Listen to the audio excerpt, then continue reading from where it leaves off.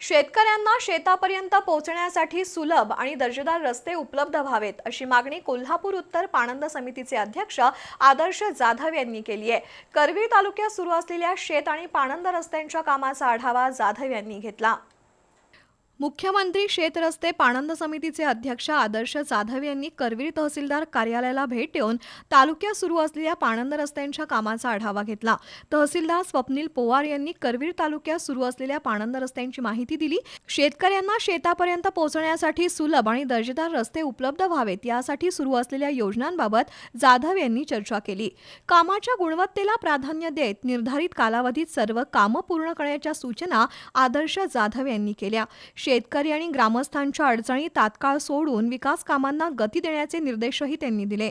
प्रशासन आणि संबंधित विभागांना पाणंद रस्त्यांच्या विकासासाठी समन्वयाने काम करावं असं आवाहन करण्यात आलंय।